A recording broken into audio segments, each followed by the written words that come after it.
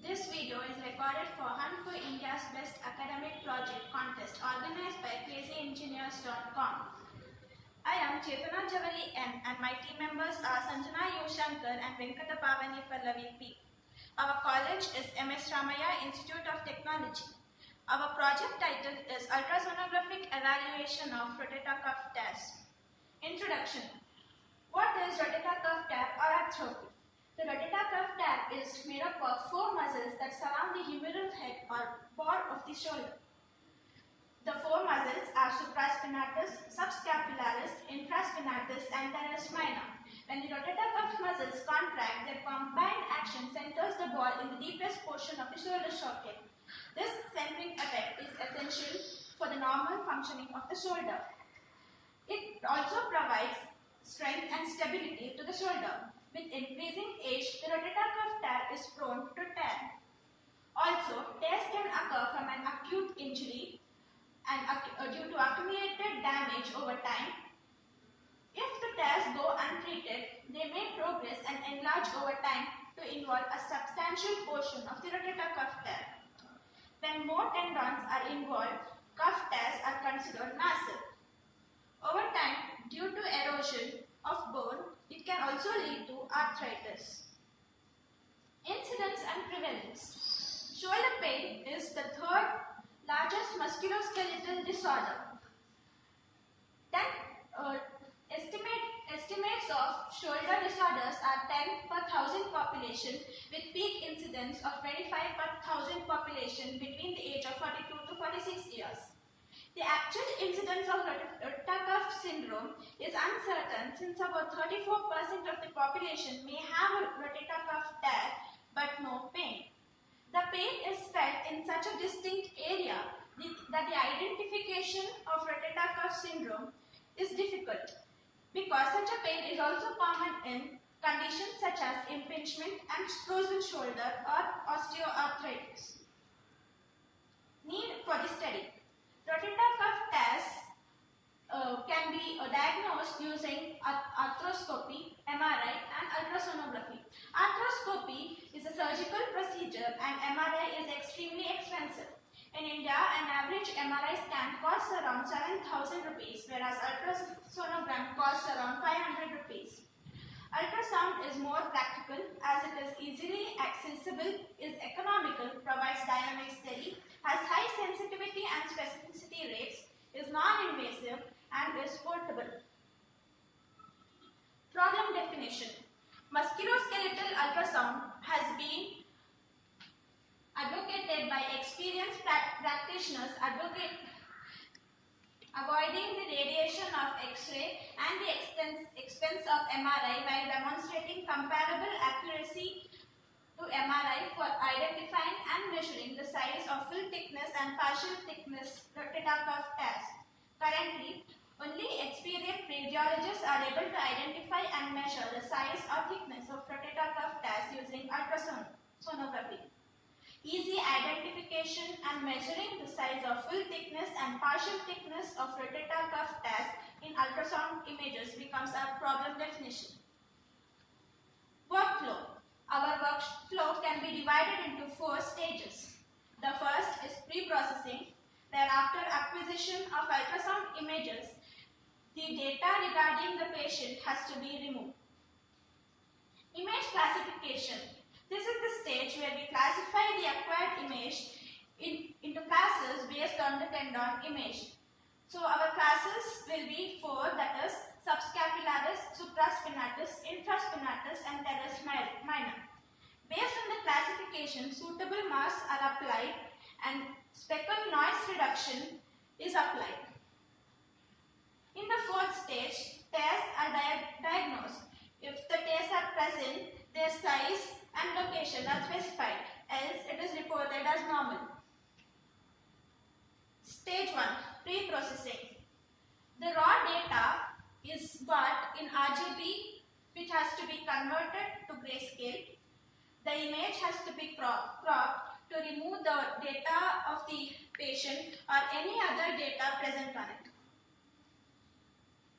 Image classification. The pre-processed image is used for artificial neural networks where a feature vector is required. In order to get the feature vector, we convert the processed image. We apply DCT to the processed image, then apply a mask to compare the image. Then we get a feature vector after reshaping the image, which is used for classification using neural network. Here we have used 97 images and classified it into longitudinal and transverse sections of supraspinatus and subscapularis. We have tried using NPR tool and NFT tool. The NPR tool gave better results with 84.5% true results. Our output has 4 classes since we are only using subscapularis and supraspinatus images and classifying each into longitudinal and transverse sections. Speckle noise reduction. After classification, a mask is applied to an image. Then we apply filters to reduce the speckle noise that are most prevalent in ultrasound images. We have used Wiener filter, median filter and Gaussian low-pass filters to do so. Tear diagnosis. Based on the size of the tears are divided into small, medium, large and massive. The small tears are about the sizes that are less than 1 cm, medium between 1 to 3 cm, large 3 to 5 cm and massive greater than 5 cm. Now we'll see a MATLAB processing.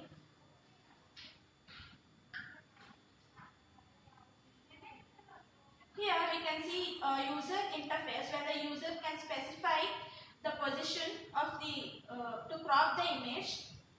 Then the user is asked to select the region of interest.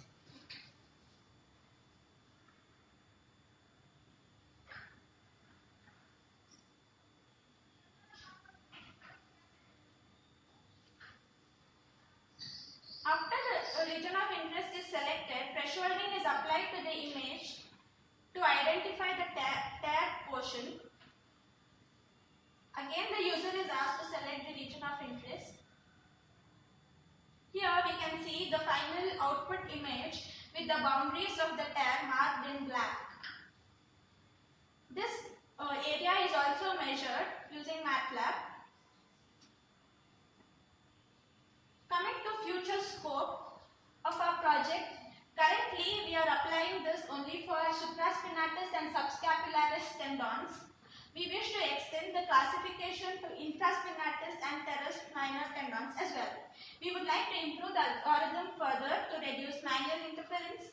We wish to incorporate graphical user interference to ease the user experience. Conclusion. The objective of diagnosing rotator cuff tears is achieved by determining the presence of the tear, obtaining area of the tear and also its location. Since the current prevalent method of diagnosing involves a radiologist with manual observation, which is very subjective and has inter-observer and intra-observer variability. The proposed method is semi-automated diagnosis of rotator cuff tears and it can reduce discrepancies and workload of radiologists. It can also be an aid to orthopedicians to diagnose rotator cuff tears when experienced radiologists are inaccessible.